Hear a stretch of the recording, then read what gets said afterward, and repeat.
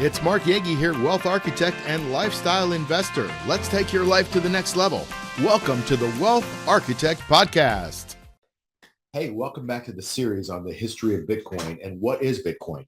So now we're going to delve into, in this very brief video, I promise you I'm going to try to keep them brief. And now we're going to bite size, no pun intended, the Bitcoin chunks. Okay, what are the advantages, maybe even disadvantages of Bitcoin? But we're going to start out with what is the history of Bitcoin, because it's an interesting history. At least I find it fascinating. So I want you to maybe understand where it comes from, and that way you can get a good understanding of where it's going.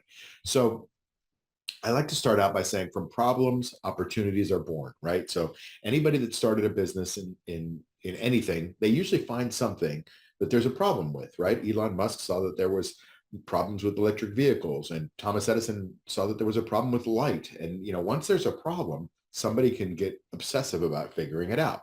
And so in 2007 and 2008, central banks around the world printed fake money. Remember, we had that big collapse, the great financial crisis. And it's not the first time that's happened. It's happened over and over and over again, as long as we're in this fiat system. And as long as it's in any system, it's just in the fiat system, they bail it out with fake money. So in this case, the central banks around the world, the Fed, the ECB, in Europe, they printed out fake money to be able to support the financial system. So they infused all these companies that were going out of business and should have gone out of business with fake money.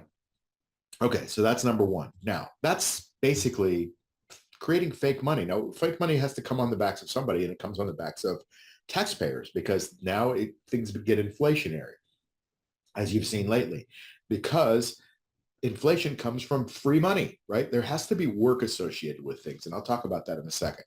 So even though there was corruption and there was a lot of bad dealings and a lot of risk taking, nobody went to jail, nobody got their hand slapped. In fact, a lot of people that ran these companies got big bonuses. They got, they were able to buy their stocks back and get things that, they just got huge advantages.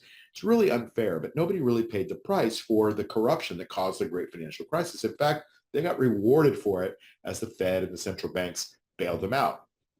And so in 2009, and there had been some cryptographic creations prior to that, but nothing like what happened in 2009. In 2009, a person or a group called Satoshi Nakamoto published the now infamous Satoshi white paper, the Bitcoin white paper by Satoshi Nakamoto. That basically gave birth to the concept of it in the early part of 2009. And then that's where Bitcoin was basically born. And then it started to grow up in 2009. And here we are sometime late 2022 when I'm recording this. And now Bitcoin has been through lots of gyrations. And we'll get into some of that as we talk later about the history of Bitcoin. But it was created by a guy named Satoshi Nakamoto, or a group called Satoshi Nakamoto. I'll get to that in a second too. But you can see in 1991 to 2008, in the green boxes there were lots of theories and concepts about blockchain. In 2009, the Bitcoin white paper was written by Satoshi Nakamoto. In 2010, the first Bitcoin purchase took place. And by the way, it's a funny story. In 2010, somebody put out a message out on the internet that said, I'm willing to buy pizza for 10,000 Bitcoin. Does anybody want to sell it to me? And somebody named Laszlo said, yeah, I'll sell you a pizza, 2 pizzas for 10,000 Bitcoin. So that was the first transaction that happened. You can go back in the blockchain, and I'm going to explain blockchain in the next video. You can go back in the blockchain. You can actually see that purchase that happened in May of 2010 for 10,000 Bitcoin for pizza. Now, by the way, for perspective, those 2 pizzas are now worth over $100 million because of that transaction. 10,000 Bitcoin is worth a lot more than a couple of pizzas these days. And so in 2012, we had transactions, we had growth in Bitcoin, then we had this thing called Ethereum, which created its own blockchain, and then lots of blockchains started to spawn from that. And then decentralized autonomous organizations called DAOs started to grow out of this. We don't need to talk about all of this. As crypto has continued to evolve, as the blockchain chain technology, which is what crypto is known as, has continued to evolve, it's created lots of applications that ride on those layers of crypto. And so just like the internet started out as a couple of little transactions, and then it maybe became email, and then pretty soon it was selling books online, and then it became selling everything online and, being able to get your message out online. It's evolved in blockchain as well. Who is Satoshi Nakamoto? Well, it's either a person or a group of people. But the fascinating thing is if you read this very short white paper, it's not very fun reading, by the way, but I did read it. It's got the algorithm and it's got the theory in there. It's got the reason it was all created. It's a very interesting, well-written, dry white paper, but it's written, and basically it's a gift to the world the way I view it now. So this was a creation that was permissionless. It didn't need a central authority to require it to be able to transact. It had a mining system, like you mine gold, you mine cryptocurrency, you mine this blockchain, you mine Bitcoin. We're specifically talking about Bitcoin. Essentially, nobody knew who this person was. Satoshi Nakamoto was either a person or a pen name or a group of people, but nobody really knows who it was. And then after 2011, there were lots of theories and tweaks of the Bitcoin technology and the blockchain. And after 2011, Satoshi just disappeared. There weren't any other tweets from him. There weren't any other emails from him. There weren't any other postings on any of the sites that he'd been very active in posting, he or the group. And after all of that happened, he just disappeared.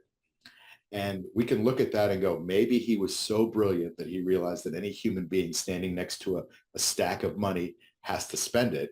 Or maybe he just died and we'll never know. But the bottom line is he's remained a mystery for all these years now, going on 13 years. Who was this person? Why did he do it? And he left the world a gift. And that gift is this technology just continued to grow. And it went from 0 Bitcoin in 2009 and 10, and until now, where there's over 19.2 million Bitcoin in existence there. And there will only ever be 21 million Bitcoin, as we're going to talk about, and we have talked about it, and you'll know, right? There will only be 21 million. So it's got scarcity built in. So Satoshi Nakamoto left this gift to the world, knowing that every time human beings have started to meddle in money, it's always ended in disaster. And there have been a lot of exchanges that have to do with centralization that have ended in disaster. There have been a lot of other cryptocurrencies that have ended in disaster. But for 13, 14, 15, I'm going on 15 years soon, there has never been a break-in to Bitcoin, right? There's never been. And we'll explain why in the next video. That is who Satoshi Nakamoto is or isn't. It's all theory at this point. And so in the next video, we're going to talk about this great little analogy that I have for understanding what blockchain is. It's called What is Blockchain? We'll be talking about that in the next video in the series. See you on that. You've been listening to the Wealth Architect Podcast with Mark Yegge. Follow us on iTunes, Spotify, or wherever you get your podcasts. Like and subscribe on YouTube. Share and tell your friends. See you soon.